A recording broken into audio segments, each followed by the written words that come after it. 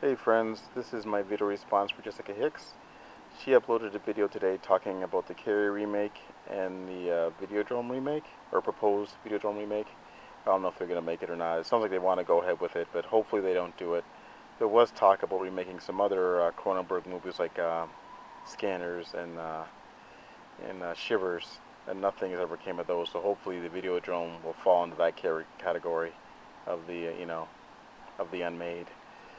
I'm going to put a link to her video in the description. I don't know if I said it or not, but there will be a link to the video.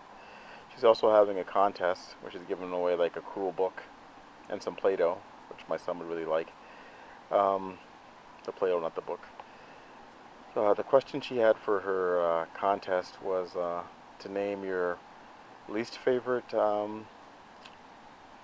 remake and your most favorite remake. I'm going to stick to horror. I could put some other movies in there, but I think I'll stick with horror because the original video was talking about horror movies.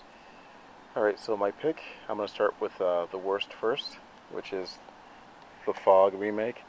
And this, for me, out of all the remakes of the John Carpenter movies that were done in the middle of the 2000s, this was the least justifiable. Like even more so than Assault in Precinct 13, which also kind of blew. This movie, there was really no reason for this movie to be made. It's totally unnecessary.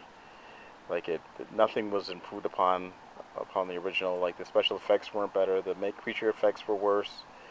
The cast was more bland. It was let's see, Tom Welling from Smallville and Maggie Grace from the first season of Lost. There's just not anything really positive I can say about this movie. I also hate the fact that in the remake they made the ghosts to be kind of like heroes, where they were more vengeful and there was more gray area in John Carpenter's original. And I do have that as well. Here it is here. This is some custom cover art I downloaded from the internet. I showed this before. I really like this cover art. It's got that VHS feel. This is very similar to how it looked on VHS back in the early 80s when it first came out on video. This, this movie is heads and tails above the remake they did. Much more better atmosphere, scarier, and a way better ending. Alright, now I'm going to go on to my favorite remake.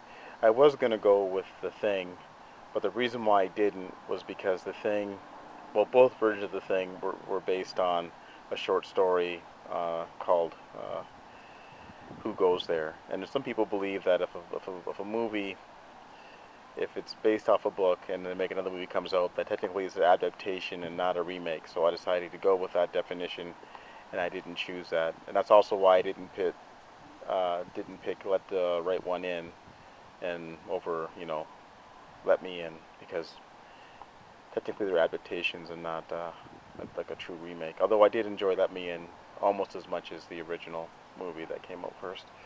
Alright, so this leads me to my favorite remake, which I'm going to go with David Cronenberg's The Fly. But this movie was the first time I ever heard the term reimagining. And I think some people went with that because of the fact that in the original Fly movie, when the guy goes into the teleportation device, he comes out with his head and his hand switched. And some people kind of think it's silly. I don't want to crap over the first movie because it still is a classic, the original Fly. But this one, I thought the idea was much more thought out. The idea of being fused with the Fly and becoming something like an insect slash man, as opposed to just having your head and your hand switched with the Fly and having like a tiny version of a fly flying around with the guy's head. Jeff Goldblum was really awesome in this movie.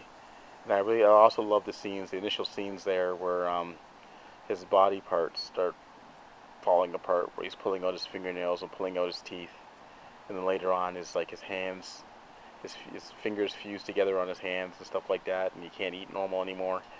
It was really cool concept for a movie. The fun fact about this movie was in the original script, the Bartok character was supposed to be in the first movie, and he was supposed to, towards the end of the movie, try to steal the teleportation device, only to end up being eaten by the fly. And Cronenberg said in an interview the reason why I took it out is he felt that this film didn't need a villain, which I think I agree that he was right. I thought it was kind of interesting that they actually went ahead with the Bartok villain in the sequel, as you know, like I thought the sequel was okay, it had some good gore effects, but it was really dumbed down, kind of like the sequels to Cronenberg's Scanners film were really they pale in comparison to the original. I just read an interview just last week that Cronenberg had his own ideas for a Fly sequel, um, in which Jeff Goldblum's consciousness is supposed to be trapped inside the computer somehow. I'm not sure how that movie would play out, but it sounds kind of interesting. Alright guys, so those are my picks. Thanks for watching, and until next time, I'll talk to you later.